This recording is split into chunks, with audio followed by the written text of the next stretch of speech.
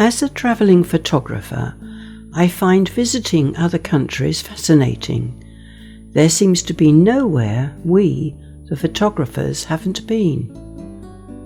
What is truly amazing is we can just glance at an image and say, I know that place, it's in such and such a country, and not to be outdone, can name the exact spot.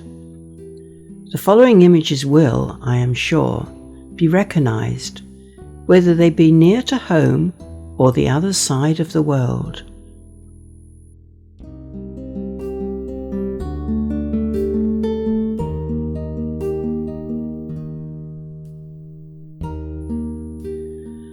The world's landscapes, weather and people are so diverse.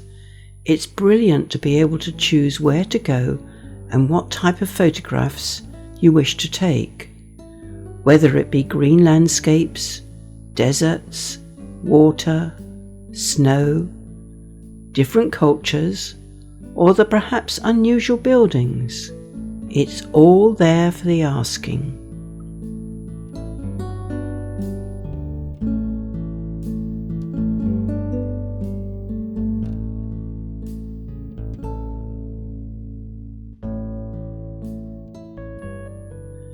I have only been to 43 countries, which by today's standards isn't that many. People are exploring all the time, and as they say, travel broadens your mind. However, does it? I have found that going to all these places gives me a lot of pleasure, and I do get to meet different people. But I am so busy taking the photos, I don't really take in what's really going on in the area. Quite a bit of the time, I'm not listening to the guide because I want to get to a spot that looks interesting so as to take a shot. I then tend to lag behind. Although I do take the iconic shots, I really want to get something different to everyone else and not use the familiar tripod holes. The architecture is so different compared to the UK, and the types of living accommodation are so diverse.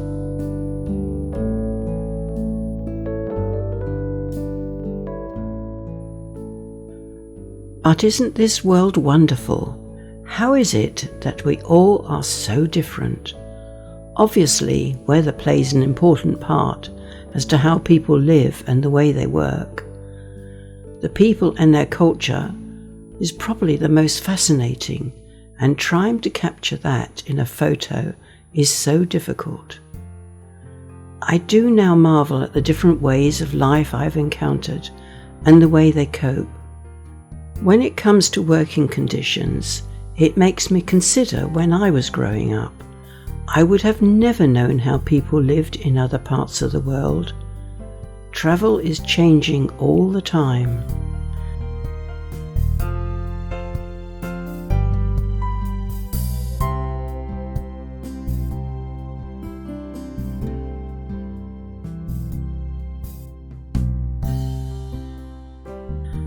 I do try and find out a little more about the place I'm visiting before I go.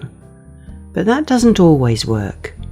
Things happen and quite often don't get to the places I plan to visit. So I now have a tendency to write a rough diary and research when I get back. And that's when I find the place I have been to all the more interesting.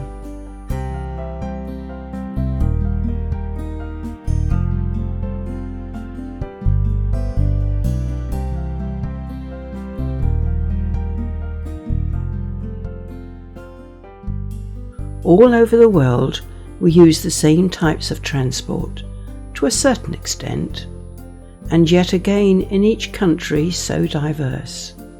Health and safety doesn't come into the equation when it comes to transport, especially watching two people on a bike.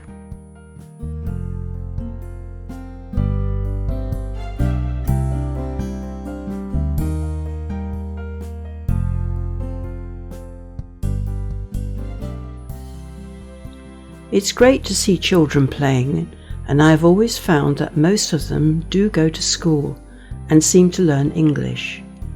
The children, I have noticed, always seem to be happy and are certainly very inquisitive, but they do seem to have to look after their younger siblings and help the family in many ways.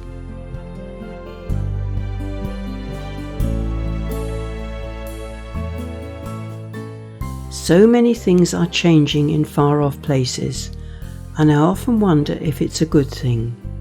We, the tourists, are altering so much in our world. All I can say, though, that wherever I go, I seem to be greeted in most cases with a great deal of warmth. But it's in this country I would rather live. I may be absolutely fascinated with the places I visit, but you can't beat home. Well, perhaps not.